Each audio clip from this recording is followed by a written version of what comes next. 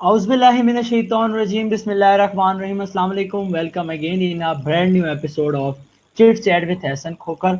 आज के इस एपिसोड के जो मेहमान हमारे साथ मौजूद हैं, शहर लाहौर से उनका ताल्लुक है। बहुत ही अच्छे मुकर्रिर हैं, मेरे बहुत ही प्यारे भाई, मेरे बहुत ही प्यारे दोस्त, किसी तारुफ के मोहताज नहीं, मोहम्मद उसामा रिजवान चौधरी। अस्सलाम वालेकुम उसामा भाई। वालेकुम अस्सलाम। एहसन भाई, कैसे हैं आप? खैरियत से हैं? जी, अल्लाह पाक का करम है, अल्लाह पाक का बहुत एहसान है। सबसे पहले तो आपका बहुत शुक्रिया, आपने अपना कीमती वक़्त निकाला और हमारे इस लाइव सेशन को जॉइन किया। नहीं नहीं एहसन भाई, सबसे पहले तो शुक्रिया आपका। मैं असल में आपको और आपके जो देखने वाले हैं उनको पैगाम दूंगा कि जब एक लाइव सेशन चल रहा होता है, देखने वाले को यही होता है कि बस ये वीडियो बन रही है। लेकिन जिस तरह 9 बजे से लेके अब तक आपने जो मेहनत की है, या कौन सा हमने ऐसा काम है जो करके नहीं देखा सिर्फ इस लाइव सेशन के लिए, तो रिजल्ट के लिए जो है मैं आपसे भी माजरत खाऊंगा और आपके जो देखने वाले हैं उनसे भी, क्योंकि अगर हम रिजल्ट को बेहतर बनाने की तरफ जाते तो शायद फिर आज ये सेशन नहीं हो सकता। जी, बिल्कुल ऐसा ही है। तो काफ़ी मैं मसले आपका मसाइल आ शुक्रिया जाते हैं। कि आप जो मेहनत करते हैं। शुक्रिया। जी जी। जी, जी, शुक्रिया, कंटिन्यू करें आप बात को। मैंने कहा मैं बल्कि आपका शुक्रिया अदा करना चाहता हूँ कि ये जो सेशन आप करते हैं ना, देखने वाले को मेहनत नजर नहीं आती है, लेकिन आज मैं ये चीज समझ गया हूँ। मैंने पहले भी लाइव सेशन आपके देखे हैं तो मैं यही समझता था कि ठीक है हसन भाई लाइव आ जाते हैं, सेशन कर लेते हैं। ये तो अब जब मेरे पे आई है तो मुझे फिर पता चला कि एक लाइव सेशन के लिए आपको करना क्या क्या पड़ता है। जी, बिल्कुल। आसान काम नहीं है। जी ये तो अभी तो सिर्फ़ मैं अक्सर ये अपने दोस्तों में बैठा होता हूँ, ये बात करता हूँ। मैं आपने अगर बात की है तो मैं थोड़ा-सा इसको मैं डिफ़ाइन करूँगा कि एक कोई भी काम इस दुनिया के अंदर मुश्किल है, नामुमकिन कुछ नहीं है, लेकिन कि पॉसिबल हो गया। आज अल्लाह ताला ने हमारे करम किया कि हमारा कहीं न कहीं से कैसे भी हमारा इश्यू रिज़ॉल्व हुआ और हमने सेशन जॉइन किया। अच्छा उसामा भाई, इस सेशन के अंदर हम जो हमारे पास मेहमान आते हैं, वो चाहे मुकर्रिर हो, वो चाहे सोशल वर्कर हो, सियासी वर्कर हो, समाजी वर्कर हो, कोई भी एक शख्स हो, डॉक्टर हो, इंजीनियर हो, हम उसकी ज़िंदगी के बारे में जानते हैं सबसे पहले तो। तो मैं भी चाहूँगा आप अपनी ज़िंदगी के बारे में बताएँ। आप सबसे पहले तो बताएँ कि आप पैदा कहाँ हुए और उसके अलावा आपने पढ़ाई कहाँ तक की और इस वक़्त अब आप क्या कर रहे हैं? जी। नाम आपको पता ही है, मोहम्मद उसामा रिजवान चौधरी। और अलहम जो है वो गाँव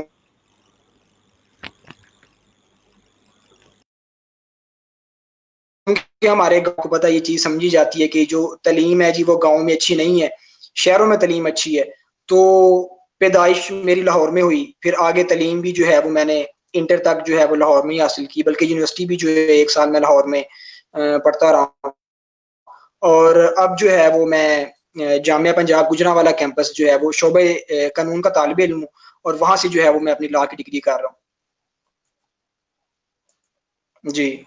जी, उसामा भाई, आपका आगे का क्या इरादा है? डिबेटिंग करियर के बारे में सबसे पहले तो हमें बताएँ कि आपका डिबेटिंग करियर किस तरह स्टार्ट हुआ? मैं हमेशा ये एक बात करता हूँ कि हर मुक़र्रिर की, हर एक स्पीकर की एक कहानी होती है, जो उसकी ज़िंदगी के ऊपर गुज़री होती है। क्योंकि हज़ारों बंदों के सामने आकर बोलना खाली कोई अच्छी बड़ी बात लोगों को लगता होगा कि आया और बोल गया, लेकिन उसके पीछे जो मेहनत होती है, उसके पीछे कंटेंट राइटिंग होती है। तो आप अपनी स्ट्रगलिंग स्टोरी बताएँ कि आपने डिबेटिंग किस तरह स्टार्ट की और उसके अलावा आपका आगे का क्या इरादा है? जी, बहुत शुक्रिया। एहसन भाई, इसमें ना ये चीज़ आ जाती है कि सबसे पहले तो आपको जो है ना वो कॉन्फिडेंस चाहिए होता है। ठीक है, अगर आप किसी के सामने या 4 बंदों के सामने अगर बोलना है, उसके लिए आपको कॉन्फिडेंस चाहिए, अपनी बात किसी के सामने रखना। ये जो है वो मेरे ख़्याल है बहुत बड़ा हुनर है। तो कॉन्फिडेंस तो स्टार्टिंग से था, मतलब स्कूल लेवल पे जब बिल्कुल छोटे थे, पहली दूसरी की बात है। तो उस टाइम जो फंक्शन हुआ करते हैं स्कूल में, मतलब फेयरवेल थी या कुछ भी इस तरह का हुआ करता था, तो उसमें स्टेज पे परफॉर्म मैं करता था, फिर चाहे वो ड्रामा है या कुछ भी इस तरह का ना। तो तकरीर भी मैं करता रहा हूँ, लेकिन उस तरह से मुकाबला नहीं हुआ जिस तरह, मतलब 14 अगस्त हो गई उसकी हमने तकरीर कर ली। अगर आप पूछें कि ऑफिशियल अगर मैंने ये डिबेट कहाँ से स्टार्ट की, तो 2011 की बात है। उस टाइम जो है वो एक तकरीरी मुकाबला हो रहा था, और तकरीबन मुझे 1 महीना पहले पता था कि ये मुकाबला हो रहा है। उसकी तैयारियां भी चल रही थी, मैंने ध्यान ही नहीं दिया, मैंने कहा ठीक है जो भी है चल रहा है।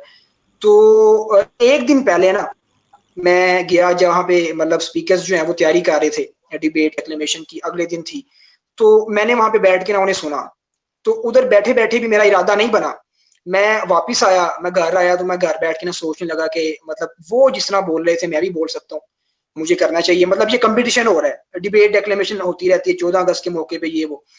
तो अगले दिन मैं गया हूँ, तो मैंने ना जाके कहा कि मैंने डेक्लेमेशन करनी है। अब वो जो बंदा नाम लिख रहा था उसने मुझे कहा, उसने कहा यार आप 1 महीने से सोए हुए थे, आपको याद नहीं था कि आपने इसमें पार्टिसिपेट करना है, आप उठ के आ गए हैं, पता नहीं आपकी तैयारी कैसी है कैसी नहीं है। बहरहाल मैंने सिफारिश की, मैंने कहा आप जो है ना मेरा नाम लिखें। उन्होंने नाम लिख दिया। तो अब एहसन भाई मतलब वहाँ पे स्पीकर्स आ रहे हैं, डिबेट कर रहे हैं, डेक्लेमेशन कर रहे हैं, नीचे आ रहे हैं, तो मेरी बारी आ गई। कॉन्फिडेंस का मैंने आपको बताया वो इशू नहीं था स्टार्टिंग से ना, पता नहीं था कि इसने पार्टिसिपेट किया है, वो बिल्कुल ऐसे हैरान हो गए कि ये कहाँ से आ गया। मैंने अपना डेक्लेमेशन की है और मैं नीचे आ गया हूँ, और मेरा यही ज़हन था कि मैं सिर्फ एक पार्टिसिपेट कर रहा हूँ, मैं लिखूंगा कि जी आप इस तरह कंपटीशन होता है तो आप किस लेवल पे हैं। उस बाद हुआ ये कि जब पोजीशन जो है वो अनाउंस हुई, तो पहले थर्ड हुई, फिर सेकंड, फिर फर्स्ट की आई, तो यकीन कीजिए मतलब मेरे ज़हन में ये चीज़ ही नहीं थी। अब हुआ ये कि उन्होंने पूछा अनाउंस करने से पहले, वहां पे जो है वो जो है ऑडिटोरियम में शोर होना शुरू हो गया कि उसामा उसामा इस तरह से करके। मैं हैरान थोड़ा सा, मैंने कहा अच्छा, वो वही बात हुई, उन्होंने कहा जी फर्स्ट पोजीशन उसामा रिजवान। यकीन कीजिए मतलब दूर दूर तक मेरे ज़हन में नहीं, मेरे सोच में नहीं, बल्कि जो स्पीकर्स थे जिन्होंने मुझे एक दिन पहले देखा कि ये आगे हमारी तकरीर सुन रहे हैं, वो मेरी तरफ देख के जो है ना वो बहुत उन्होंने अजीबोगरीब तरीके से देखा कि यार इसकी पहली पोजीशन आ गई है। और मैं खुद बहुत हैरान, बस फिर जाके मैंने इनाम लिया वहां पे। और उस दिन से जो है मैंने इरादा किया, मैंने कहा कि अगर मतलब इस तरह बगैर तैयारी की आप कह लें मैं अगर डेक्लेमेशन कर सकता हूँ तो मैं इंशाल्लाह इसको आगे कंटिन्यू करूंगा। और मैं उर्दू सीरियस स्पीकर हूँ, लेकिन जो मेरी पहली तकरीर थी वो इंग्लिश सीरियस में मैंने की। तो इस तरह से बस फिर उस दिन मेरा इरादा हो गया कि मैं अब जो है इसको डेक्लेमेशन को आगे मैं कंटिन्यू करूंगा। तो ये जो है बस एक थोड़ा सा था कि जब ऑफिशियली फिर मैंने वहां से इस चीज को स्टार्ट किया कि हाँ मैं ये कर सकता हूँ, तो मुझे ये करनी चाहिए। और अच्छा इसका हमारे आपने पूछा कि आप क्या सोचते हैं, तो क्योंकि मैं वकालत कर रहा हूँ, तो वकालत वो कहते हैं कि जिस बंदे को बोलना नहीं आता उसका वकालत से दूर दूर तक जो है वो ताल्लुक नहीं है, फिर चाहे उसके 90% आते हैं चाहे उसके 95% आते हैं, वो डिग्री ले भी लेगा तो आगे वो कामयाब नहीं हो सकता जब तक आपको बोलना ना आता हो, क्योंकि अदालत में आपको पता है वकील का काम है। तो मुझे उस हवाले से ये जो है ना काफी हेल्प आउट करेगा। अच्छा मेरा ये मानना है सिर्फ वकील नहीं, जिस शख्स को पब्लिक के सामने बोलना नहीं आता ना, वो किसी फील्ड में, मैं ये मानता हूँ किसी फील्ड में वो कामयाब नहीं हो सकता। उसकी वजह ये है कि अगर आप किसी प्राइवेट जॉब भी करें तो वहां पे भी आपको प्रेजेंटेशन देनी पड़ती हैं, वहां पे भी आपको, अगर आप सेल्स के बंदे हैं, आप तब तक सेल्स के अंदर कामयाब नहीं होंगे जब तक आप अपने कस्टमर को सेटिस्फाई नहीं करते अपने प्रोडक्ट के लिए, और सेटिस्फाई करने के लिए बोलना पड़ता है, तो बोलना आना चाहिए। अच्छा हमारे पास हमारी काफी ऑडियंस हमें सुन रही है, कुछ लोग हमें बाद में भी ज्वाइन करेंगे लाइव खत्म होने के बाद भी। काफी लोग मुझसे भी ये सवाल करते हैं कि यार मुझे जी पब्लिक जी स्पीकर बनना है, तो मैं भी गाइड करता हूँ। मैं आपसे चाहूंगा कि आप किस तरह गाइड करना चाहेंगे कि लोगों को सबसे मेन मसला होता है कॉन्फिडेंस का, और फिर लिखने का, जो बेसिक नए मुकर्रिर को या बिगनर मुकर्रिर को आते हैं, तो वो मसाइल क्या होते हैं और उसको किस तरह हल किया जाए, आपने किस तरह हल किया, इस बात का जवाब दीजिएगा। जी। मैं असल में यहाँ से है ना इस बात को मैं कंटिन्यू करता हूँ। जब 2011 में मुकाबला मैंने जीता तो इसका मतलब ये नहीं है कि मैं मतलब वो पाकिस्तान लेवल का मुकाबला था। जिस तरह आम मतलब डेक्लेमेशन होती है, मतलब उस टाइम तो मुझे डेक्लेमेशन का मतलब ही नहीं पता था। तो अब जो आपने पूछा कि इसमें मसला मसाइल, सबसे पहले कॉन्फिडेंस पे आ जाते हैं। कॉन्फिडेंस ये है कि कुछ लोगों में होता है स्टार्ट से, ठीक है, वो अपनी बात 4 लोगों में कर सकते हैं। अब कुछ लोग होते हैं कि जो कहते हैं कि जी हमें कॉन्फिडेंस नहीं है, हम स्टेज पे जाते हैं तो हमें पता नहीं क्या होना शुरू हो जाता है, आंखों के आगे अंधेरा आ जाता है और हमसे बात नहीं की जाती। इश्यू सबके साथ होता है, लेकिन कॉन्फिडेंस ये है कि आप अगर कोशिश इस पे करें तो आप बेहतरी की तरफ जा सकते हैं। अब सबसे पहले तो ये है कि जो आपके दोस्त होते हैं ना, उनके सामने आप सब कुछ कह सकते हैं, अपनी सारी बात रख सकते हैं। तो आप इस चीज को स्टार्ट करें कि आप किताब में से या कहीं से भी, क्योंकि स्टार्ट अगर आपने इस चीज को स्टार्ट करना है या आप एक आम जो बात कर रहे हैं वो जब आप अपने दोस्तों के सामने करें तो आप 4 दोस्तों को सामने बिठाएं और आप जो है ना वो खुल के उनके सामने बात करें, ठीक। या इसका एक दूसरा सबसे बेहतर जो तरीका है वो ये होता है कि शीशा जो है वो आप शीशे के सामने खड़े हों, शीशे के सामने खड़े होके आप प्रैक्टिस करें किसी भी चीज की। लाजमी नहीं है कि आप पूरी 5 मिनट की एक तकरीर लें और वो करें, नहीं, आप खबर देख लें, हेडलाइन देख लें, उसमें से एक आप खबर लें और उसको जो है वो आप शीशे के सामने बोलें। शीशे के सामने बोलने के बाद फिर जो दूसरी जगह जहाँ पे कॉन्फिडेंस का इशू नहीं होता वो होता है आपकी फैमिली। आप अपनी फैमिली के सामने जाएं, वहां पे आप बोल के बताएं, ठीक है। उसके बाद आपके फ्रेंड्स आ गए। जब इस तरह आप इस चीज को स्टार्ट कर देते हैं ना, तो ये बंदा नहीं कह सकता कि जी क्योंकि मेरे में स्टार्ट से कॉन्फिडेंस नहीं था तो अब कॉन्फिडेंस मुझे आ नहीं सकता। ये आपके ऊपर, आप जितनी मेहनत करेंगे उतनी जल्दी आप में कॉन्फिडेंस आ जाएगा। असल में कॉन्फिडेंस लाने का ना एहसन भाई सबसे बड़ा मसला ये है कि जब आप अपनी पहली पहली तकरीर करते हैं ना, तो जब आप भूल जाते हैं। मैं आपको अपनी मिसाल देता हूँ, मतलब सुनी सुनाई क्या आपको बात बतानी है जो मेरे साथ गुजरी है। मैं तकरीर जो है ना करने के लिए गया। अब सारे मेरे वहां पे दोस्त थे और उनको पता है कि ये अच्छी तकरीर करता है, कॉन्फिडेंस भी है, पहले भी तकरीरें की हैं। अब मैं स्टेज पे गया हूँ और मैंने ना तकरीर करना शुरू की है, तो मेरे ना मुंह से अल्फाज नहीं निकल रहे, मतलब कि मैं हकलाना शुरू हो गया वहां पे। आप यकीन नहीं करेंगे कि जो मेरे दोस्त मुझे सपोर्ट करने के लिए बैठे थे वहां पे, वो भी हंसने लगे ना, क्योंकि मेरा तरीका इस तरह का था कि मैं इस अंदाज से बोल रहा था। आप यकीन नहीं करेंगे कि उस टाइम मतलब जो बाहर के लोग थे उनसे तो मतलब मैं क्या डरता। मैं जब मैंने अपने अपने दोस्तों को देखा है ना कि यार मेरे दोस्त मुझ पे हंस रहे हैं, तो एहसन भाई मेरे आंखों के आगे अंधेरा, मुझे समझ नहीं चल रही है कि हो क्या रहा है मेरे साथ ना। मैं फिर कोशिश करूं दोबारा से और फिर मैं भूल जाऊं, मतलब अल्फाज अदा ही नहीं हो रहे हैं। दोस्त हंस रहे हैं ऊंची ऊंची, 200-300 बंदा सामने बैठा हुआ है, ऊंची ऊंची हंस रहा है, मेरे पाँव कांपना शुरू हो गए हैं। लेकिन उस टाइम पे मैंने एक चीज नोट की, 5 मिनट मेरे पास थे एहसन भाई, उन 5 मिनटों में रुका नहीं मैं। 5 मिनट में बोलता रहा, मैं कोशिश करता रहा। मैंने ये नहीं किया कि मैंने आंखों के आगे हाथ रख लिया या मैंने हेड डाउन कर लिया वहां पे डाइस पे। हालांकि मुझे नजर भी आ रहा था कि लोग हंस रहे हैं, और यकीन कीजिए मैं नजरें भी नहीं मिला सकता, मैं नजरें भी उस टाइम मिला नहीं सक रहा था किसी से। लेकिन क्या है कि मैंने पूरे किए, 5 मिनट पूरे करके फिर मैं नीचे उतरा।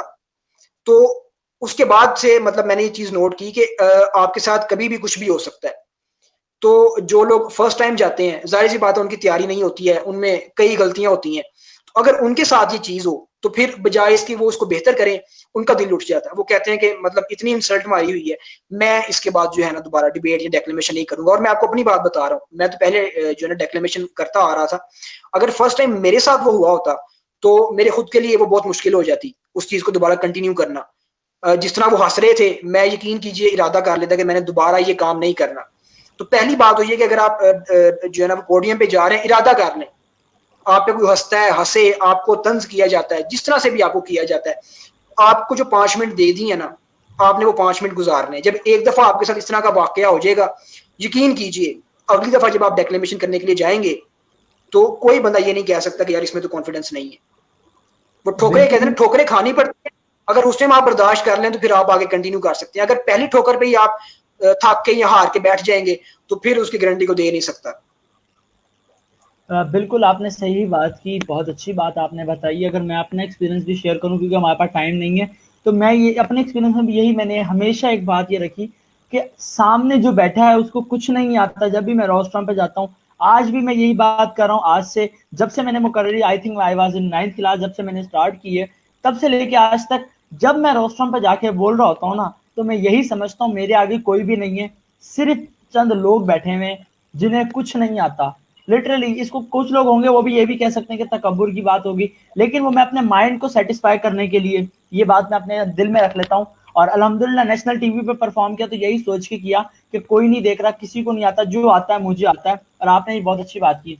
अच्छा उसामा भाई, इसमें मैं एक बात और डालूंगा, ऐड करना चाहूंगा कि नए मुकर्रिन को कॉन्फिडेंस के जी साथ साथ तकरीर लिखने का मसला बहुत आता है।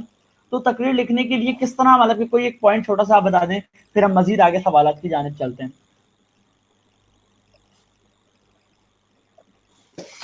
बिल्कुल एहसन भाई। असल में जो स्टार्टिंग में स्पीकर्स आते हैं ना, कुछ लोग तो हैं कि वो यूट्यूब से देखते हैं वीडियो या इस तरह के जो मामला होते हैं। तो अगर आपने तकरीर खुद लिखनी है, सबसे बड़ा मसला है तकरीर खुद लिखने का। क्योंकि अगर आप किसी की लिखी हुई तकरीर को बोलने जाते हैं ना, तो उस तरह से फील नहीं आती है तकरीर में। उसके बहुत सारे मसले मसाइल हो जाते हैं। एक तो ये कि किसी की लिखी हुई तकरीर को आप उस तरह से अदा नहीं कर सकते हैं, मतलब उसका हक नहीं अदा कर सकते। दूसरा ये कि किसी की लिखी हुई तकरीर को आप याद नहीं कर सकते अच्छे तरीके से।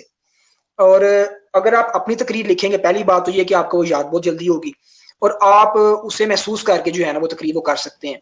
तो लिखने का सबसे बड़ा मसला ये है कि अब जिस तरह मैं था, मतलब हम गांव में रहने वाले लोग हैं, तकरीर के साथ कुछ दूर दूर तक मतलब कभी सोचा ही नहीं था कि इस तरह डेक्लेमेशन करेंगे और ये सारे होंगे, तब उर्दू हमारा होता। बाद में सोचते हैं कि यार सारी जिंदगी तो हम इसको ये पढ़ते आए हैं, अब आके जो है ना वो अपना जज ने कह दिया कि आपने ये लफ्ज नहीं ठीक अदा किया, आपने गलती की।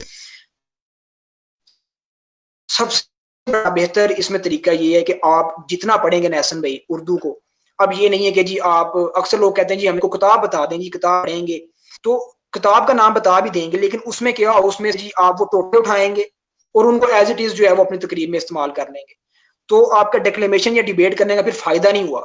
लकीर के फकीर ही आप रहे। ठीक है, वो कोई भी कर सकता है, अगर उसको एक जुमला लिख के दे दो कोई भी बंदा बोल सकता है, लेकिन फिर आप में वो स्किल नहीं आएगी कि आप खुद लिख सकें। फिर सारी जिंदगी आप किताबों में से जो है ना वो टोटे उठाते रहेंगे और वहां पे जाकर तकरीर करते रहेंगे। आप 13 साल 14 साल तकरीर करें, अगर 14 साल बाद आपसे को पूछेगा कि जी आपको हासिल क्या हुआ, आपको कुछ हासिल नहीं हुआ। तो बेहतर तरीका ये है, आप या आप कोई कॉलम पढ़ें या आप खबरें देखें और फिर उसको आप देखना शुरू करें, क्योंकि आइडिया हर बंदे के ज़हन में होता है। जो मेन काम होता है कि आपने अल्फाज देने होते हैं उस आइडिया को, तो वो वक्त के साथ साथ आता है। मैं तो कहता हूँ कि अगर आप पहली तकरीर कर रहे हैं ना, बिल्कुल सिंपल है, बहुत सिंपल है। ये ना देखेंगे जी बाकी आ रहे हैं वो तो वाह वाह कमाल क्या उर्दू वो बोल रहे हैं और मैं ये क्या सिंपल सी उर्दू बोल रहा हूँ। आपने इस चीज को कभी भी नहीं देखना, क्या पता कि वो उसके अपने अल्फाज ही ना हो, वो किसी से तकरीर लिखवा के लाया है। आप एक दफा बोलेंगे, दो दफा, बेहतरी आहिस्ता आहिस्ता आती है हसन भाई। ठीक है, पहले दिन बोलें बिल्कुल आम उर्दू में बोलें, लोग हंसते हैं हंसें जो भी आपको। दूसरे दिन बोलें, वो तकरीर आपकी खुद की लिखी हुई होनी चाहिए, आपके खुद के आइडियाज आइडियाज हर बंदे के पास है। सिर्फ उस आइडिया को जब आपने तहरीर करना है एक अच्छी उर्दू में, अच्छी उर्दू में आप तब तहरीर करेंगे जब आपके पास अल्फाज होंगे। अल्फाज आप कहाँ से लेंगे, आप किताबें पढ़ें, वहां से आपके पास अल्फाज आएंगे और फिर इस तरह इंशाल्लाह आहिस्ता आहिस्ता आप बेहतरी की तरफ जो है ना वो जाएंगे। स्टार्टिंग में कोई भी मुकर्रर नहीं होता, धक्के खाने पड़ते हैं, सीखना पड़ता है, फिर जाके जो है वो इंसान मुकर्रर बनता है।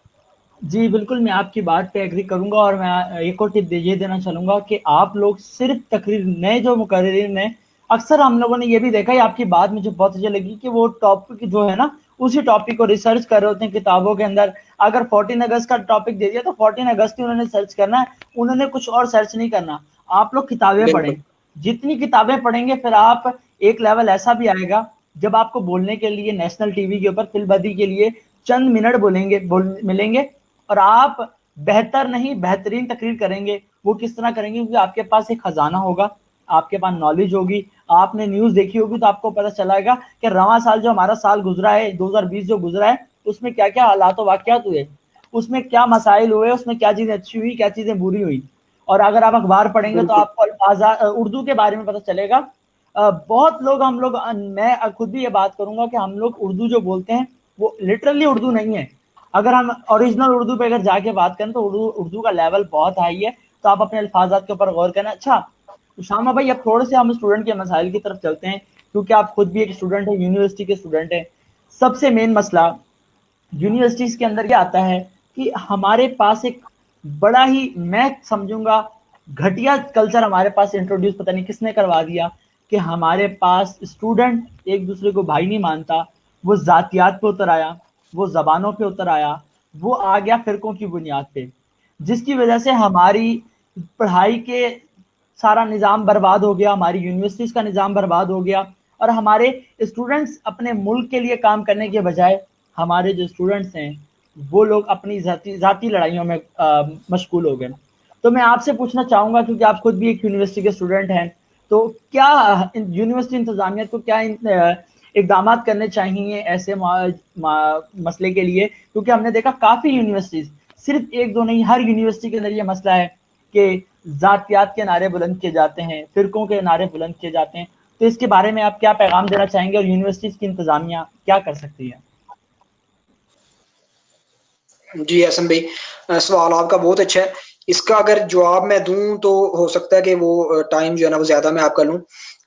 हमने ना असल में ये चीज देखनी है कि अगर कोई स्टूडेंट इस तरह कर रहा है तो मसला किस जगह पे आया है। मतलब ये नहीं है कि मतलब जब बंदा पैदा होता है तो वो उसके ज़हन में ये चीज़ होती है कि मैंने बड़े होके इस तरह से करना है। बात ये है कि इंसान जो मुआशरे में अपने इर्द-गिर्द चीज़ें देखता है ना, तो इंसान उन्हीं चीज़ों को पिक करता है, उन्हीं चीज़ों को सीखता है। अब मैं अगर ऐसे में भी बात करूँ तो 9 या जो है ना 9वीं 10वीं तक बच्चा बिल्कुल ठीक होता है। कुछ बच्चे बच्चे अब 2 तरह के होते हैं, कुछ तो वो होते हैं कि जो स्टार्ट से ही खराब होते हैं, ठीक है? उनका किसी को अफ़सोस भी नहीं होता है कि ये खराब है, उनके लिए कोशिश वो करते हैं कि ये सीधे रास्ते पे आ जाएँ। कुछ बच्चे होते हैं कि जो मतलब बहुत रेगुलर स्टूडेंट हैं, अकेडमी जाते हैं, स्कूल जाते हैं, बड़ी अच्छी वो ज़ुबान बोलते हैं, तरबियत उनकी अच्छी हुई होती है। 9th में माशाल्लाह आप देखें बहुत अच्छे नंबर हैं, 10वीं में आप देखें बहुत अच्छे नंबर हैं। असल मसला जिस टाइम आता है ना जब उनका एडमिशन होता है कॉलेज में, अब ये एक ट्रेंड आप कह लें सेट हो गया कि क्योंकि बच्चे ने अब मैट्रिक कर ली है, अब जनाब उसे आपने गाड़ी लेके देनी है लाज़मी, क्योंकि गाड़ी के बगैर वो कॉलेज नहीं जाएगा। उसको आपने फ़ोन भी लेके देना, हर घर की ये कहानी है कि 10वीं के बाद ये चीज़ की जाती है। माँ-बाप खुद कहते हैं अगर बच्चा बस पे भी जा सकता है या वैन पे जा सकता है तो कहा जाता है नहीं, नहीं, क्योंकि वो फलाँ के बेटे ने मैट्रिक किया तो उसको गाड़ी लेके दी थी। गाड़ी नहीं या बाइक अपनी जो है वो पैसों के हिसाब से, तो अब बच्चे को बाइक भी दी जाती है, गाड़ी दी जाती है, फ़ोन दिया जाता है। अच्छा खासा जो बच्चा होता है ना, अब वो ऐसे में खराबी की तरफ आ जाता है। अब हमारे मुआशरे में अगर मैं आपको बताऊँ, तो कोई भी एक गली है या मोहल्ला है, उसमें आपको कोई ना कोई एक शख्स इस तरह का मिलेगा कि जिसने उठने-बैठने के लिए जगह बनाई हुई है, उसके पास अच्छी गाड़ी है, उसकी जनाब मूछें होंगी और उसने जो है ना वो असला रखा हुआ है। अब कॉलेज में जाके बच्चों को क्योंकि आज़ादी एकदम से मिल जाती है, घर वाले भी समझते हैं कि ठीक है कॉलेज जा रहा है। अब वहाँ से जो है ना वो बच्चे खराब होना शुरू होते हैं। ये उन बच्चों की बात हो रही है कि जो शुरू से खराब नहीं थे, शुरू दिन से। बहुत अच्छे थे, हर चीज़ करते थे, हर काम करते थे। अब जब उनको अचानक से हवा लगती है ना, अचानक से आज़ादी मिलती है, तो तब ये काम खराब होता है। अब कॉलेज में जाते हैं, अगर 2 बच्चे सिगरेट पीते हैं, ठीक है? तो मेन मकसद होता है गैदरिंग का दोस्तों के साथ। अब जब आप उन 2 दोस्तों के साथ बाहर जाएँगे, वो जनाब खोखे पे जाके सिगरेट पीना शुरू कर देंगे और वो आपको ऑफ़र करेंगे कि आप सिगरेट पिएँ। आप कहेंगे नहीं, नहीं जी मैं सिगरेट नहीं पीता। आप 1 दिन कहेंगे, दूसरे दिन कहेंगे और फिर वही बच्चे जो सिगरेट पीते हैं, अगर वो आम अंदाज़ में पीते हैं, आपको दिखाने के लिए वो स्टाइल के साथ सिगरेट पिएँगे और फिर मतलब ये है कि आपने मेयार किस चीज़ को बनाया है? अच्छा दिखने का। तो अब मेयार क्लास में ये बन गया कि वो सिगरेट पीता है वो अच्छा है। अब बच्चा इस चीज़ को भूल जाता है कि मेरे माँ-बाप ने मेरी क्या तरबियत की है 10वीं क्लास तक। अब वो इस चीज़ को देखता है कि अगर ये जो क्लास की लड़कियाँ अगर इनके सामने मैंने जो है अपनी तारीफ़ करवानी है, ये किस चीज़ को अच्छा समझते हैं। और आप कॉलेज में चले जाएँ एहसन भई, अच्छा उसी को समझा जाता है कि जो किसी भी बच्चे को धमकी लगा देगा क्लास में कि आज मैं तुझे कॉलेज के बाहर मिलता हूँ। क्योंकि जो शरीफ है, उसकी तो बेचारे की ज़िंदगी नहीं है। तो अब जब बच्चा इन सब चीज़ों को देखता है कि सिगरेट पीने से जो है वो आपको कूल समझा जा रहा है या आपको बहुत अच्छा समझा जा रहा है, तो आप अगले दिन सुबह-सुबह जाके उन बच्चों को खुद कहते हैं कि आज मैंने आपके साथ सिगरेट पीने जाना है। और आप यकीन कीजिए जो आम गली मोहल्ले के खोखे हैं उनकी उतनी कमाई नहीं है, जितनी उस खोखे की है जो किसी स्कूल या कॉलेज के पास है। उसके बाद फिर अकेडमी टाइम जो है वो उस बंदे के पास जाके बैठते हैं जिसने असला रखा हुआ है। अब वो ये चीज़ देखते हैं कि मेरे फलां दोस्त ने असले की तस्वीर लगाई है, उसके ऊपर बहुत लाइक आए हैं, कमेंट आए हैं, नीचे लोग मैसेज कर रहे हैं शहजादा, बब्बर शेर। देखें ना हम चीज़ देख रहे हैं और अब हमारा भी दिल कर रहा है कि यार मेरे भी नीचे ये आने चाहिए। हालाँकि हमारी उम्र उस टाइम पढ़ने की है। तो अब मैं क्या करूँगा? मैं कहूँगा यार मैंने भी जाना है। अब मैं उस बंदे के पास जाऊँगा, बेशक ही वो बंदा पुलिस से खुद डरता हो, लेकिन बच्चों को वो कभी नहीं कहेगा। बच्चों को वो बल्कि हल्लाशेरी देगा कि आप जनाब जाएँ, जो मर्ज़ी करें, कोई मसला नहीं है, मैं आपके साथ हूँ। अब वो बच्चा भी देखता है कि यार ये इसने गाड़ी भी रखी हुई है, इसके पास असला भी है। तो अगर उसने किसी से कोई मसला नहीं भी बनाना ना एहसन भाई, वो अगले दिन से ये चीज़ सोचना शुरू कर देगा क्योंकि फलाँ भाई ने मुझे कहा है कि मैं तुम्हारे पीछे आऊँगा। अब वो ज़बरदस्ती क्लास से वो ये काम शुरू करेगा। किसी ऐसे बच्चे को ढूँढेगा कि मतलब कोशिश करेगा कि ये मेरे से लड़ाई करे और फिर वो जनाब उसको कॉल कर देगा और वो उसके पीछे आ जाएगा। फिर ये चीज़ इस तरह से परवान जो है ना वो चढ़ना शुरू हो जाती है। उसको पता होता है कि मैं लड़ाई करूँगा, ये मेरे पीछे आएँगे। और ये मैं कोई ऐसी हवाओं में बातें नहीं कर रहा एहसन भाई, आप स्कूल चले जाएँ, कॉलेज चले जाएँ, ये चीज़ बहुत आम है, यकीन कीजिए। क्लास में बिल्कुल सिर्फ 2-3 बच्चे ऐसे हैं कि जो यूनिवर्सिटी आएँगे, यूनिवर्सिटी से घर जाएँगे। और जब पहली लड़ाई होती है, तो उसके बाद जनाब उस बच्चे की जो है ना वो बल्ले-बल्ले क्लास में हो जाती है। अब उसने आगे इस तरह के काम नहीं भी करने ना, तो मजबूरी में उसे ये काम करने पड़ते हैं। और अक्सर मैं आपको अपने दोस्तों की बात बता रहा हूँ कि इश्यू हुआ, उन्होंने कहा कि जी आप आए। एक दो दफा वो बंदा उनके पीछे गया। अब तीसरी दफा उसने कहा कि नहीं भाई आपने मेरे पीछे नहीं आना, आप मुझे अपना पिस्तौल दे दें, मैंने सिर्फ डराना है। पंजाब कॉलेज की मैं बात कर रहा हूँ, नाम भी ले लेना चाहिए, मुस्लिम टाउन पे। अब ऐसा भाई उस बच्चे को नहीं पता कि पिस्तौल क्या है, शोबाजी में वो ले गया उसको डराने के लिए। अब उसने वहां पे जाके, क्योंकि उसके सारे दोस्त थे और दोस्तों ने कहा वाह वाह आप तो ये चीज ले आए हैं, पिस्तौल ले आए हैं, क्या ही बात है आपकी, ये फर्स्ट ईयर का बच्चा है मैं आपको बता रहा हूँ, जिसने जिंदगी में पहले कुछ नहीं देखा। अब उसने उसको डराने के लिए जब उसने फायर किया ना एहसन भाई, वो फायर जमीन को लाग के ना, जिसके साथ वो लड़ने आया था वो उस बच्चे को लाग गया। अब वो फायर उस बच्चे को चीरता हुआ गया है, और मतलब मैंने जब वो देखा ना, वो मौके पे समझे उसकी डेथ हो गई थी बच्चे की। अब वो जी फर्स्ट ईयर का बच्चा, और वो खुद उसके ना रंग उड़ गए ये चीज देख के कि मेरे साथ हुआ क्या है। तो अब जाहिर सी बात है पुलिस आ गई, पुलिस ने उसको पकड़ लिया। अब ये मैं बता रहा हूँ कि हमारा माइंड सेट क्या, हमारी सोच क्या है। अब मैंने उसको देखा ना एहसन भाई, उसको पुलिस पकड़ रही है, लेके जा रही है मौके से, मुझे चाहिए था मैं डर जाता, मैं कहता यार इस तरह भी हो जाता है, इसकी तो जिंदगी खराब है, बर्बाद है, तबाह है। आप यकीन नहीं करेंगे एहसन भाई, जब जिस दिन पहले दिन उसकी तारीख थी बच्चे की कचहरी में, बजाय इसके कि उसके क्लास फेलो सबक सीखते, कॉलेज से बंक करके उसकी तारीख पे गए हैं। और शुरू शुरू में उसको था कि मैंने गलती की है, लेकिन इन्होंने जाके जनाब उसको बताया कि तुम्हारा तो नाम बहुत मशहूर हो गया, तुम तो कमाल। अब ये सोचने की बात है कि मतलब अपनी आंखों के सामने सब कुछ देखने के बाद भी हम डरे नहीं उस वाकये से कि यार ये क्या हो गया, बल्कि हम उसको और हल्लाशेरी दे रहे हैं जाके। उसकी तो जिंदगी होगी खराब, बर्बाद होगी। अगर उसके बावजूद भी आपने नहीं सीखा, आप ये चाहते हैं कि आपके ऊपर वो गुजरेगी फिर आप सीखेंगे, तो मेरा ख्याल है उस टाइम तक जो है ना वो बहुत देर हो जाती है, क्योंकि फिर आपको वक्त मौका नहीं ये देता। तो अब उसामा भाई, अब मैं आपकी सीखना जो है बात ना कट ऐसा कर नहीं। रहा हूँ। मैं आपकी जी बात जी कट कर रहा हूँ, इसमें मैं एक बात और आपसे करना चाहूंगा कि हमने ये देखा कि हमारी सियासी जमातों ने तलबा विंग तो बनाई, और तलबा विंग का इस्तेमाल उनके हाथों से कलम की ताकत छीनी और अपने सियासी जमातों के झंडे पकड़ा दिए और क्लाशनकॉफ कल्चर इंट्रोड्यूस करवाया। तो साथ साथ आप इसकी बात भी करते चलिएगा। मैं असल भी आपको इसमें भी बताता हूँ। मैंने इसमें आपको बात की है ना कि मैं हवाई बातें नहीं कर रहा। अब जी जी जितने जलसे जुलूस आप देखेंगे, कोई एमएनए कोई एमपी है, आपको ऐसा भाई 4 से 5 उस मोहल्ले के लोग नजर आएंगे। बाकी अब जितने लोग देखेंगे ना, वो आपके आसपास जो कॉलेज है या स्कूल है वहां के बच्चे होते हैं। अब उनको पैसे नहीं दिए जाते। अब उसमें क्या है कि जिस तरह मैंने आपको बताया कि एक शख्स है जिसने एक बहुत अच्छी जगह बैठने के लिए बनाई है, असला रखा हुआ है, अब वो कॉल करेगा कि जी आप जलसे आज फलां जगह आपने वहां पे जाना है। अब सारे बच्चे, उनको नहीं पता कि मतलब जलसे पे हमें जाना चाहिए नहीं जाना चाहिए। बच्चे स्कूल उन्होंने जाना है, वहां से छुट्टी करेंगे, कॉलेज से छुट्टी करेंगे, और जनाब वो जलसे में जो है ना वहां पे जाके पहुंच जाएंगे। अब ये चीज हमें खुद को सोचनी चाहिए कि हम लोग जा रहे हैं। और यकीन कीजिए कई लोग ऐसे हैं कि वो नारे लगा रहे होते हैं और उनको उस नारे का मतलब ही नहीं पता होता कि हम किसको सपोर्ट कर रहे हैं, हम किसके लिए जा रहे हैं। जलसे जो है वो होते जो है स्टूडेंट्स के सर पे हैं। कोई आप देख लें, कोई आपको बंदा नजर आता है जिनके आईडी कार्ड ही नहीं होते, वो जनाब जलसों में जा रहे होते हैं। और जब इलेक्शन आते हैं तो काम ही ये होता है कि कुछ जो है ना वो लोगों को फिक्स कर लिया जाता है, एक जलसे से निकले हैं दूसरे जलसे में चले गए हैं। और जलसे भी इस तरह के, अब मुझे नहीं पता कि कराची में क्या चीज है, लेकिन पंजाब में इस तरह होता है कि जब रैलियां होती हैं, जाहिर सी बात है पुलिस उस तरह से आगे नहीं आती है। अब उसमें आप जो है खुले सरेआम आप असले की नुमाइश कर सकते हैं। अब वहां पे एक बंदा फायर करता है, फिर दूसरा करता है, हालांकि बहुत रश है, बाइक के साथ बाइक जुड़ी हुई है।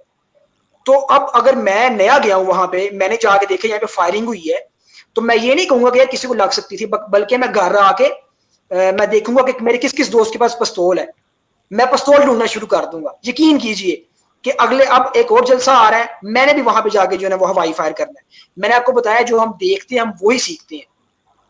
जिसने रैली में या जलसे में फायर की होती है ना, उसकी बड़ी तारीफ की जाती है, और अब हम देखते हैं, हम कहते हैं कि यार मुझे भी ये तारीफ चाहिए। अच्छे काम करने से तो जो है ना वो नहीं मिलती। तो हम मुआशरे में जो जो चीजें देखते हैं वो ही हम आगे करने की कोशिश करते हैं। और फिर इसी तरह यूनिवर्सिटी लेवल पे मैं एहसन भैया आपको वाकया बताऊंगा, तंजीम से ताल्लुक है हमारा भी। मैं ये छोटे बच्चों की बात नहीं कर रहा। मास्टर में एक भाई ने एडमिशन लिया, और यूनिवर्सिटी में मतलब कि वो इधर उधर परेशानी में डॉक्यूमेंट्स उठाए हुए हैं और वो घूम रहे हैं। मैंने उनसे पूछा कि क्या आपको मसला है, क्या इशू है ना। उन्होंने कहा कि जी इस तरह मेरा एडमिशन हुआ है, मुझे हॉस्टल नहीं मिल रहा। मतलब वो बहुत दूर के इलाके के थे। तो मैंने उन्हें कहा जी कोई इशू नहीं है, आपको हॉस्टल मिल जाएगा। स्टूडेंट मतलब जो तंजीम है ना, ऐसा भी तंजीम गलत नहीं है, तंजीम ने बहुत अच्छे अच्छे काम किए हैं। तंजीम का मकसद, हर तंजीम बुरी नहीं है, अब हमारा मकसद ये है कि अगर एक स्टूडेंट आ रहा है, और यकीन कीजिए कि अगर उस दिन मैं उसको ना मिलता तो 1 महीना उसे बाहर रहना पड़ना था, उसके बाद भी उसको हॉस्टल मिलता ना मिलता वो एक अलग बात है, इशू नहीं था। मैंने उसका इशू जो है वो सोल्व करवा दिया, मैंने कहा जी इस तरह करके उसी दिन उसको जो है वो हॉस्टल भी मिल गया। उसने कहा जी बहुत अच्छी बात है। अब ये मास्टर में उसने एडमिशन लिया है, मतलब को बच्चा नहीं है, 22-23 साल का वो लड़का है। अब हुआ इस तरह के ना 2-3 दिनों के बाद वो मतलब आए हैं, और उन्होंने जनाब एहसन भाई, मतलब साथ 2-3 भाई और थे, उन्होंने आके सलाम ली है, और सलाम लेने के बाद जो उनके अल्फाज थे मैं आपको वो बताता हूँ। उन्होंने कहा भाई कल ना अपना रक्शे ते मैं आया ते थोड़ा नंबर मेरे को नहीं सी, मेरी मुंह मारी होगी रक्शे वाले के नाल, मतलब इस तरह से वो कह रहे हैं कि मेरा मसला हो गया रक्शे वाले के साथ, तो अगर आपका नंबर मेरे पास होता तो उसको हम ठीक कर देते। अब एहसन भाई उसके ज़हन में ये चीज़ किसने डाली, मैंने तो उसको नहीं कहा कि अगर तुम्हारा मसला रक्शे वाले से हो, स्टूडेंट से हो, तो मुझे फ़ोन करना, मैं आगे वहां पे उसको मारूंगा। ये माइंड सेट है कि उसने देखा कि ये तंजीम का बंदा है, और तंजीम तंजीम को कोई और काम ही नहीं है, ना ही उन्होंने कभी आज तक क्रिकेट मैच करवाया है, ना ही कभी दरसे कुरान करवाया उन्होंने, ना ही कभी वो स्पीच कंपटीशन करवाते हैं, उनका तो काम ही लड़ना है, ठेका लिया हुआ उन्होंने। मतलब मैंने कोई बात नहीं की, मैंने ये देख के कि आप परेशानी में हो मैंने उसकी हेल्प की है। 22-23 साल के मतलब बंदे की ये सोच है कि एक रिक्शे वाले को जो गरीब मजदूर मुंह मारी होगी आप बात खत्म करें, और वो मेरा मतलब नंबर मेरा ले भी रहा है और मुझे बता भी रहा है कि इस मकसद के लिए मैं आपका नंबर ले रहा हूं। अब हम कहें कि जी लड़ाइयां क्यों होती हैं, कोई ऐसा भी, आप मुझे एक बच्चा बता दें, मैं आपको अपना बताता हूँ। न्यूज स्पीकर्स की आपने बात की, मैंने चीज नोट की, न्यूज स्पीकर्स जो है उनको सीखने को नहीं मिलता। अब गुजरावाला में मैंने अपनी यूनिवर्सिटी में, वहां पे कोई डिबेटिंग सोसाइटी नहीं है, मैंने वो बनाई। वो बनाने के बाद बजमे पैगाम के नाम से जो है स्कूल लेवल पे होते हैं, कॉलेज लेवल, क्योंकि देखा मुझे किसी ने सिखाया नहीं एसएम भाई, मैंने अगर किसी से हेल्प लेने की कोशिश की है तो उसने नहीं मुझे सिखाया। तो मेरा पहले दिन से ये वादा था कि अगर मैं सीखूंगा, चाहे मैं पैसे दे के सीखूं, जैसे भी मुझे, मैं एक एक चीज सिखाऊंगा जो मेरे स्पीकर्स हैं। अब मैं खुद जाके, ये नहीं कि बच्चे मेरे पास आते हैं, मैं स्कूल जाता हूँ, कॉलेज जाता हूँ, हम वहां पे सेशन करवाते हैं। तो अब वो स्कूल के बच्चों की ये सोच होती है कि मतलब अब मैं सेशन के लिए जा रहा हूँ, उनको सेशन सिखाने के लिए, लेकिन उनका ध्यान सेशन से ज्यादा नारे लगाने पे होता है कि वो मतलब आप स्कूल दाखिल होंगे तो वो नारे लगाना शुरू कर देंगे, हालांकि मैंने उनको नहीं कहा कि आप नारे लगाएं। अब जो इस चीज को हम दूर कर सकते हैं, ऐसा भी वो हम कर सकते हैं स्कूल लेवल पे, क्योंकि जब आप में एक चीज आ जाए ना, आपकी एक सोच बन जाए, हम देहाती लोग हमारे ये कहते हैं कि जब फसल आपने उगानी है ना, आपने उस टाइम पे उसका ध्यान रखना है, उस टाइम आपने उसको स्प्रे करनी है, कीड़ा ना लगे। जब आप स्टार्टिंग में उसका ध्यान नहीं रखेंगे, उस पर फोकस नहीं करेंगे, फिर वो फसल बड़ी होकर खराब हो जाएगी। जब वो खराब हो जाएगी, आप उस टाइम सोचें कि अब मैं इसको ठीक करूं, तो वो चीज पॉसिबल नहीं है। वो आपकी सारी की सारी फसल खराब है, वो किसी काम की नहीं है। अगर आपने छोटे होते हुए उसका ध्यान रखा होता, स्प्रे की होती, कीड़े से महफूज रखा होता, तो आपको ये चीज सोचनी ना पड़ती। यही बात मैं कह रहा हूं, अगर एक बच्चा कॉलेज या यूनिवर्सिटी लेवल पे आ गया है और अभी भी आके उसका ज़हन ये है, तो आप उसको चेंज नहीं कर सकते, आप इसको चेंज करेंगे स्कूल लेवल पे। 8वीं 9वीं क्लास में बच्चा बिल्कुल उसको होश होती है। अब 8वीं 9वीं क्लास में अगर कोई बच्चा नारा लगाता है तो आप फौरन कहेंगे यार ये तुम क्या कर रहे हो, इस तरह शो करना है कि जिस तरह अच्छा उसामा आपको वो भाई, चीज आपकी बात को कट करूंगा, मैं यहाँ पे एक बात मिलेगी। करता चलूं। उसामा भाई आपकी आवाज थोड़ा सा कट रही थी, आप माइक का जो जी जी आपका माइक थोड़ा करीब कर लीजिएगा। अच्छा मैं इसमें आपको एक बात करना चाहूंगा कि आपने ये कहा कि स्कूल लेवल से इसको किया जाए। पेरेंट्स की सोच होती है कि हमारा बच्चा स्कूल में सीखेगा, स्कूल वालों की सोच होती है कि बच्चा घर पे सीख कर आ रहा है। बच्चा मेन सीखता कहाँ पर है, वो अपने दोस्तों में बैठा हुआ है जहाँ पे। मैं आपको सिर्फ एक जी बताऊंगा जी कि अगर ए बी और सी है, तो बी का पर जो असर होगा वो ए और सी का होगा। वो किस तरह होगा, जिस दोस्तों के अंदर बैठा होगा। तो इस मसले का हल आप क्या देते हैं कि किस तरह पेरेंट्स अपने बच्चे के ऊपर नजर रख सकते हैं, किस तरह एक स्कूल, इसका तो हल भी आप थोड़ा सा बताएं ना हमें। ऐसा भी इसका सिंपल हल ये है कि पहली बात ये है कि हम वालदेन को नहीं कहेंगे, वालदेन बेचारे कोई जो है ना वालिद या वालदा नहीं चाहती है कि मेरा बच्चा खराब हो। रही बात नजर रखने की, ऐसा भाई घर में जो है ना माँ बाप नजर रख सकते हैं, बच्चा बाहर जाता है। अब माँ ने भेजा बच्चे को स्कूल, बच्चा स्कूल नहीं गया, बच्चा जलसे में चला गया, बच्चा जो उसने एक आप कह लें कि दोस्त रखा हुआ है असली वाला, उसके पास चला गया। अब हम कहें जी माँ बाप ने नजर नहीं रखी। अब माँ बेचारी घर के काम छोड़ के आप कहते हैं कि बच्चे के पीछे पीछे चल के जाए कि मेरा बच्चा स्कूल के अंदर दाखिल हुआ कि नहीं हुआ। जिसने नहीं पढ़ना ना एहसन भाई, जिसने इन कामों की तरफ जाना है, वो स्कूल के अंदर से भी निकल के बाहर आ जाते हैं। सबसे जो मतलब बच्चे के ऊपर जो बात असर करती है, जहां से बच्चा सीखता है, वो होता है आपका दोस्त। तो दोस्तों को चाहिए कि क्योंकि मैंने आपको बताया ना कि सिर्फ 3-4 बच्चे किसी भी क्लास में ऐसे होंगे कि जो अच्छे काम की तरफ जाएंगे, बाकी जो बच्चे हैं वो फखर करेंगे गलत कामों की तरफ।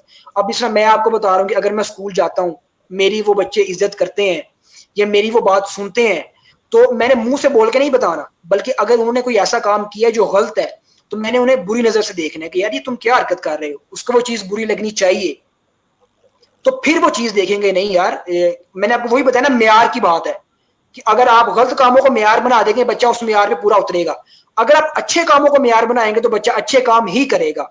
बच्चा कभी भी, उसकी नीयत नहीं होती उसने खराब होना है, बच्चा चीजें देख के जो है ना वो सीखता है अपने मुआशरे से। तो मेरा फर्ज बनता है कि मैं उसको कहूँ कि यार ये चीज गलत है, इस तरह आपको नहीं करना चाहिए। और इस तरह जो उस्ताद है, उस्ताद अब स्कूल तक साथ रहेंगे, अब शाम के टाइम बच्चा किस गैदरिंग में जाके बैठता है, क्या करता है, उसकी तो जिम्मेदारी नहीं है। क्या ख्याल है? इसी तरह जब मैंने आपको यही बताया ना कि हमने अपना मेयार ठीक करना है। अब किस तरह ठीक होगा? आप ठीक करेंगे, मैं ठीक करूंगा, मैं हर हफ्ते एक सेशन रखवाऊंगा, स्कूल में जाऊंगा। अगर मुझे पता चलता है कि ये बच्चा गलत काम करके फख्र महसूस करता है, मैं उसको प्यार से समझाऊंगा कि नहीं, ये अच्छा काम नहीं है, ये बुरा काम है। अब हर स्कूल में एक बच्चा इस तरह का होता है कि जिसको पूरा स्कूल फॉलो करता है, जिसका बहुत चर्चा होता है पूरे स्कूल में। तो अगर वो गलत काम करेगा, बच्चे भी वही काम करेंगे। अब अगर उस बच्चे पे मैं ग्रिप कर लूंगा, मैं उसे समझाऊंगा कि नहीं यार ये फखर करने वाली बात नहीं है, मैं उसे वाकयात बताऊंगा कि स्कूल कॉलेज में जाके इस तरह से होता है, फिर आपके पीछे कोई नहीं आता, आपकी जिंदगी खराब है। मैंने आपको मिसाल दी है उस बच्चे की, अब उस बच्चे की जिंदगी तबाह है, कोई बंदा पीछे नहीं आएगा। जिसके वो असले के साथ तस्वीरें खींचता था, जो दोस्त है, वो भी 1-2 तारीख पे जाएंगे पीछे, उसके बाद उसकी माँ आएगी, उसका बाप आएगा, और आखिर में क्या होगा? उसे सजाए मौत हो जाएगी या फांसी हो जाएगी।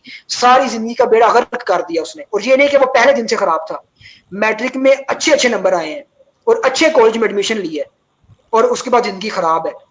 तो जब मैं समझाऊंगा उस बच्चे को स्कूल के बच्चे फॉलो करते हैं, जब मैं उसकी अच्छी तरबियत करूंगा, उसे समझाऊंगा कि आपने इस तरह नहीं करना, बाहर इस तरह से होता है, मुआशरा बहुत खराब है, आप मिस यूज हो जाएंगे, बाद में आपके पीछे कोई नहीं आएगा। जब आप किसी बंदे को अंजाम से जो है ना दिखा देते हैं ना, मैंने असल में ये चीज नोट की है कि जब बच्चे नए नए कामों में जाते हैं ना, उन्हें अंजाम नहीं पता होता, उन्होंने अंजाम देखा नहीं होता। तो अगर आप उन बच्चों को अंजाम बताएंगे ना उसका, तो उनको खुद ब खुद समझ आ जाएगी कि अच्छा अगर मैं ये करूंगा मेरी जिंदगी तबाह बर्बाद है, फिर वो बच्चा उस तरह के काम नहीं करेगा। और जाहिर सी बात है, फिर जिन बच्चों में वो बैठे उन्हें उन्हें भी जो है ना वो इस चीज से मना करेगा। तो यहाँ से चेंज आ सकता है। अगर हम कहीं यूनिवर्सिटी में जाके हम चेंज करें, नहीं ऐसा नहीं, वो चीज चेंज नहीं हो सकती जो आपके ज़हन, जो आपका माइंडसेट बन गया है। मैंने आपको पहले मिसाल दी है, 22 साल उस बंदे की उम्र थी, अकल हर बंदे को आ जाती है, लेकिन उसका भी ज़हन यही बना हुआ था कि तंजीम का क्या मतलब है। मैं अब आपको एक चीज, मैं आपको यहाँ पे एक चीज शेयर करता चलूं कि हमारा जो माइंडसेट है ना, वो सिर्फ हमारा माइंडसेट जी जी लड़ाई झगड़े वाला हो चुका है। आप यूनिवर्सिटी लेवल में जाएंगे, अगर एक एग्जाम्पल है कि किसी बात पे अगर कोई नोक झोंक भी हो जाती, तो वो नोक झोंक कब हाथापाई पे और कब वो हाथापाई, वो दोनों लोग या वो दो ग्रुप कब जानी दुश्मन बन जाते हैं पता नहीं चलता है। अच्छा, आपने बीच में एक बात की थी तंजीमों के हवाले से, मैं इसमें बात करना चाहूंगा कि बहुत सी अच्छी तंजीमें काम कर रही हैं, बहुत से अच्छे लोग काम कर रहे हैं, लेकिन हमारे पास ये एक बहुत ही घटिया कल्चर, मैं इसको ये बात करूंगा कि हमारे पास जो जो ग्रुप्स बन जाते हैं ना यूनिवर्सिटीज एंड कॉलेजेस में जाने के बाद, ग्रुप्स मतलब वो नहीं, नॉर्मल ग्रुप नहीं, नेगेटिव ग्रुप जिसे कहा जाता है, जो किसी सियासी जमात से और ताल्लुक होता है, जिनका कि अगर फॉर एग्जाम्पल की लड़ाई हो गई, यूनिवर्सिटी के खिलाफ एहतजाज करना है, तो उनको पीछे से सपोर्ट आई जा रही है, और उसके अलावा वो अपने कलम छोड़ दिए, उन्होंने क्लाशनें पकड़ ली, और पता नहीं क्या क्या, स्टूडेंट होने के नाते वो पता नहीं बहुत कुछ कर रहे होते हैं। उसामा भाई, मैं अपना मैसेज छोटा सा दूंगा, उसके बाद मैं आपके मैसेज की तरफ आऊंगा। आपसे बहुत अच्छा लगा वैसे डिस्कशन करके। जो लोग देख रहे हैं हमारी इस लाइव स्ट्रीम को लाजमी शेयर किया करें, और ताकि हो सकता है कि इस जो लाइव स्ट्रीम से कोई एक बंदा भी इसे देखे, और शायद उसकी कोई काम की बात उसके यहाँ दिमाग में फिक्स हो जाए। सामा भाई, मैं तो एक्सपीरियंस बाद में शेयर करूंगा, मैं पहले आपसे चाहूंगा कि आप स्टूडेंट्स के लिए कोई एक मैसेज दे दें कि अब वो क्या कर सकते हैं, और किस तरह वो अपनी जिंदगी के अंदर, देखिए आप भी एक मुकर्रिर हैं, अच्छा काम कर रहे हैं, आपने लॉ के अंदर लिया, एडमिशन किया, अब आप लॉयर एक बन रहे हैं, एक अच्छा काम कर रहे हैं। तो इस तरह के काफी सारे स्टूडेंट्स हैं जो बहके हुए हैं, जिन्हें पता नहीं उन्हें अब क्या करना है।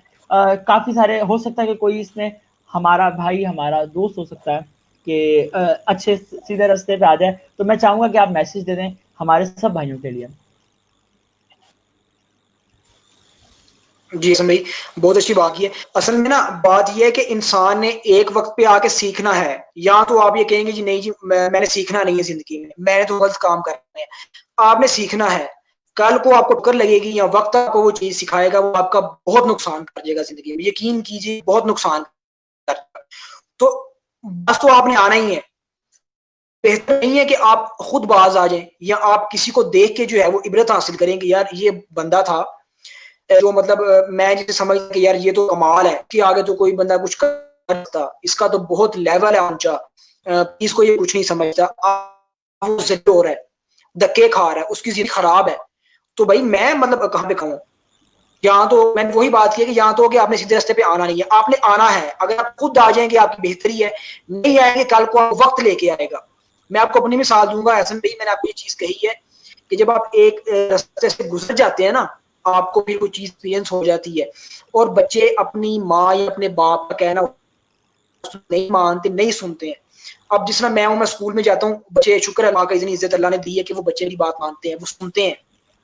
तो अब अगर मैंने आपको बताया मेरी जान से पहले सब कुछ था, लड़ाई होती थी। और आप यकीन कीजिए एहसन भाई, आप लाहौर से अगर आपने गुजरात जाए ना, आस में बैठ जाए, जितने स्कूल हैं, मैं आपको एक और बात शेयर कर दूं एहसन भाई, मैं जा रहा था लाहौर से गुजरावाला, ड्राइवर की उम्र 7 साल थी और यकीन कीजिए उसकी इतनी इतनी थी। अब रास्ते में मेन स्कूल आते हैं, ये नहीं कॉलेज लेवल के बच्चों, बच्चे की उम्र तकरीबन आप कह लेंगे 14 साल थी, बिल्कुल छोटा सा बच्चा। अब उसकी तरबियत इस तरह से हुई थी कि वो रोज अपने इर्द गिर्द देखता था, उसके जो बड़े थे वो बजाय कि उन्होंने ये चीज सिखाई थी कि आप बदतमीजी करनी आई, उस बच्चे ने मतलब अंदाज से जो है उसको रोका है कि वो उसके बाप की उम्र का था। रोक के बाद उस बच्चे के ये अल्फाज, 14 का बच्चा है और 60 साल के जो बुजुर्ग है उनसे मुख है, उसने एहसन भाई इतनी बड़ी गाली है ना कि आप सोच नहीं सकते हैं। वो 13 साल का बच्चा है, उसने ये कहाँ से सीखी है? उसने ये चीजें यहीं सीखी हैं। मेरे जैसे को बंदा जिसने उसको बशेरी दी है, तुम ये काम करो बहुत फखर होगा। अब जिन में मैं तो वहां पे यही सब कुछ होता था, जब दिल किया जिसको दिल किया, बाइक वाले को उतार लिया, मारा, उसको बुरा हाल कर दिया, बस रोकी, बस के ऊपर फ्री आए फ्री गए। अब मैंने उन्हें ये चीज बताई है क्योंकि वो मेरी बात सुनते हैं। तो अगर मैं ये चीज सोचूंगा कि यार ये भी किसी का बच्चा है, किसी की माँ का बच्चा, ये अगर कहूँ ना एहसन भाई आज उसको यार मेरी लड़ाई हुई आप आओ, वो बहुत जल्दी आएंगे भाग के। ठीक है, मैं उन्हें मिस यूज कर सकता हूँ 100 तरीकों से, लेकिन अगर वाकई में खुदा का खौफ है, मैं ये चीज समझता हूँ कि यार ये किसी की औलाद है, तो मैं उन्हें इन सब से रोकूंगा। मैं बताऊंगा कि किसी की बस नहीं रोकनी है। अगर पैसे दे के जाना है, आपके वो वाला साहब का मुलाजिम नहीं है, आपने बदतमीजी नहीं करनी, तो फिर मेरी वो बात सुनेंगे। मैं उन्हें बताऊंगा कि आपने टीचर के साथ अगर कोई बात होती है आपने बदतमीजी नहीं करनी, अगर आप बदतमीजी करोगे मैं आपको आगे पूछूंगा। वही बच्चे हैं कि बस भी रोकते थे, अपना सड़कें ब्लॉक करते, रैलियां निकालते थे, टीचर को समझते कुछ नहीं थे, वही सर किराया दे के जाते हैं। उस्ताद मुझे कहते हैं कि यार इनको आपने किया क्या है? बच्चों में गलती नहीं है, बच्चे सीख सकते हैं, सिखाने वाले गलती है, सिखा कौन रहा है? इन सब चीजों से फर्क पड़ता है। अगर मैं आऊंगा ना ऐसा तो मैं अच्छी चीजें सिखाऊंगा, लेकिन अगर सियासी बाप का बेटा आएगा तो वो उन्हें अपने मतलब के लिए यूज करेगा, गलत काम करवाएगा, रैलियों पे लेके जाएगा, बच्चे वही चीजें सीखेंगे। तो ऐसे बंदों को साइड पे करके ऐसे बंदों को लाने की जरूरत है कि जो ना सिर्फ गलत कामों से रोकें बल्कि उनका अंजाम बताएं आपको और अच्छाई की तरफ लेके आए। तो तभी जो है वो मुआशरे में बेहतरी आएगी। जी जी उसामा भाई, बहुत अच्छा मैसेज दिया आपका, बहुत शुक्रिया आपने हमारे लाइव सेशन को ज्वाइन किया और बहुत अच्छी बातें की हैं। देखने वालों से गुजारिश करूंगा कि आप हमारे लाइव सेशन को जहाँ पे भी देख रहे हैं तो इसे लाजमी शेयर कीजिएगा। अगर आप फेसबुक पेज पे देख रहे हैं तो फेसबुक पेज को लाइक कीजिए। यूट्यूब के ऊपर अगर आप देख रहे हैं तो हमारे चैनल को सब्सक्राइब करके बेल आइकन पे क्लिक कीजिएगा। इस तरह के मजीद इस तरह के काफी इंटरव्यूज आपको यूट्यूब के ऊपर भी देखने को मिलेंगे। अच्छा, और मैं मैसेज ये लास्ट में देना चाहूंगा कि स्टूडेंट्स के लिए खासतौर पर मैसेज है कि हर बार की तरह यही मैसेज दूंगा कि खुदा के लड़ाई झगड़े छोड़ दें, जातियात छोड़ दें। वो किस जबान से ताल्लुक रखता है, वो किस मजहब से ताल्लुक रखता है, आप अगर यूनिवर्सिटी के अंदर है ना तो आप उसको सिर्फ एज आ यूनिवर्सिटी फेलो या क्लास फेलो होकर उससे गले लगाएं, उसके भाई बने और उसकी हेल्प करें। उसामा भाई, आपका बहुत शुक्रिया, आपने हमारे लाइव सेशन को ज्वाइन किया। इंशाल्लाह फिर भी आपसे मजीद हम, अभी हमारा लाइव सेशन काफी लंबा हो गया, 45 मिनट का हो गया है। हम मजीद कोशिश करेंगे इस तरह के मजीद आप लोगों जैसे आप जैसे लोगों को हम लेकर आए। आपसे भी कोशिश करूंगा कि दोबारा हम एक बार अच्छा सा लाइव सेशन एक और करें इस तरह का। आप लोगों से मुलाकात होगी इंशाल्लाह अगले प्रोग्राम में। तब तक के लिए अल्लाह हाफिज, शुक्रिया।